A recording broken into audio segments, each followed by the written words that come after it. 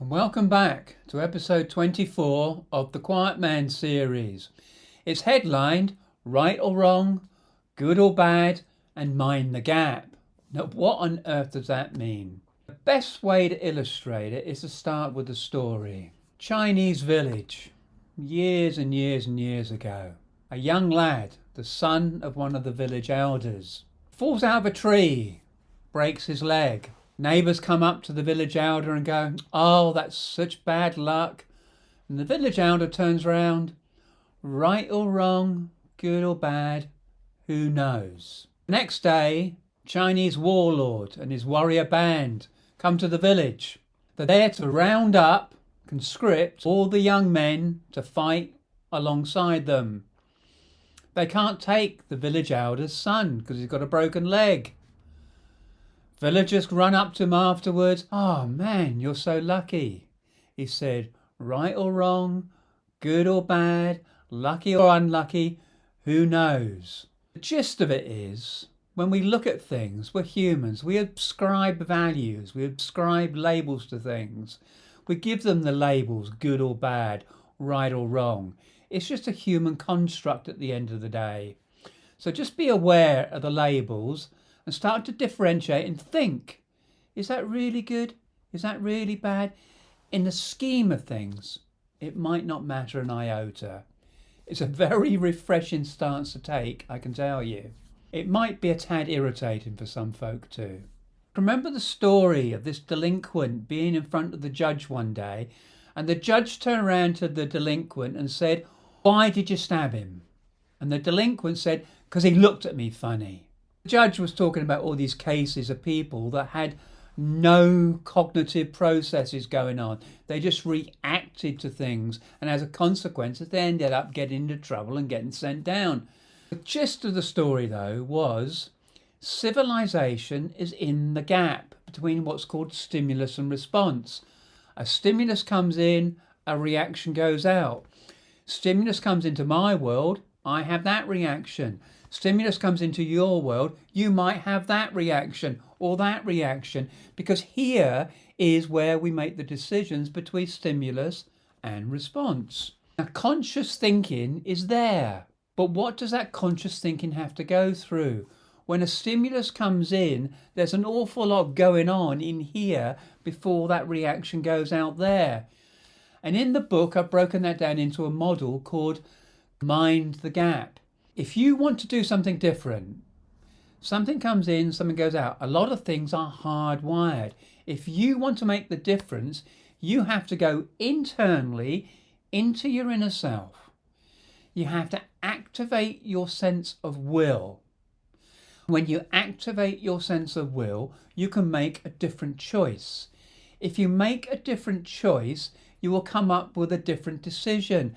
You will form a different habit, and eventually your attitude will change and you will get a different response. So just remember that when you want to change things, you've got to go real deep inside and actually activate your will. Now, I picked this concept up from a man called Roberto Azzagioli, and his book was called The Act of Will. He said, if you really want to become a conscious human being, start to activate your will, start to train your will to make different decisions. Very, very powerful book. Dunbar was an anthropologist, and he'd come up with something called the Dunbar number.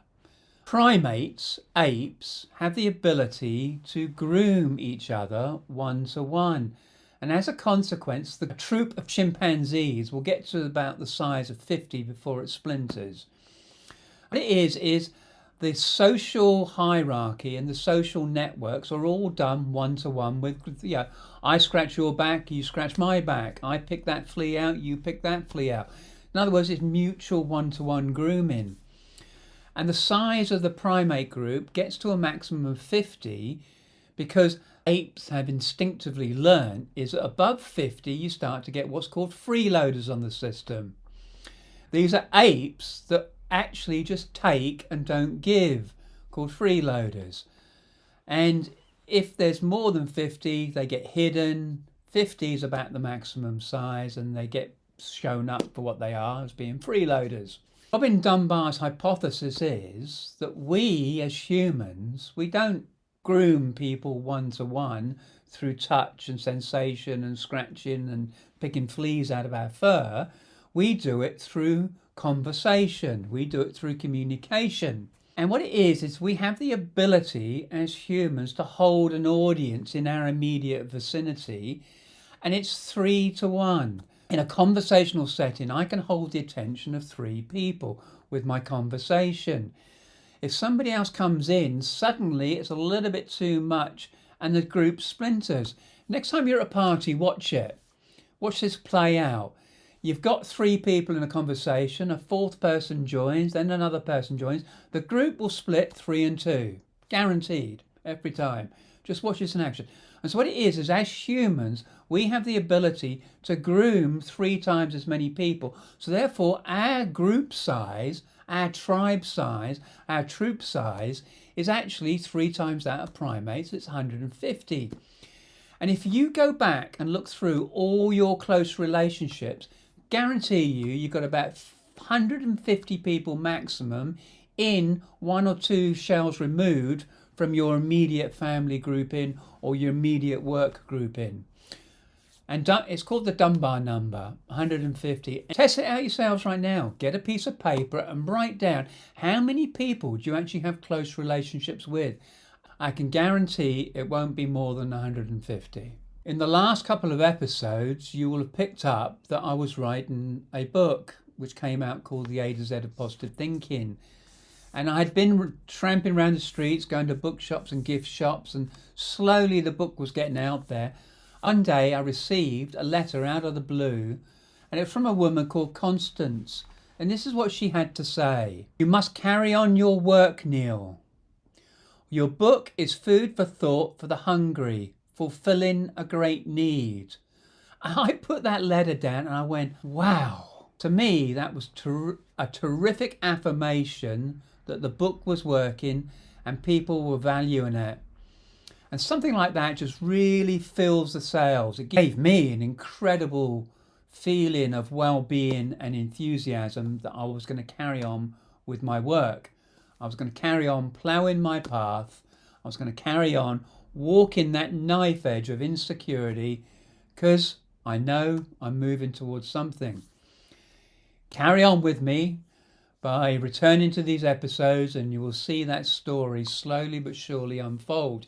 If you've liked this episode, give it a thumbs up, share it with your friends, like it, comment on it please, and I'll see you tomorrow for episode 25. Thank you very much.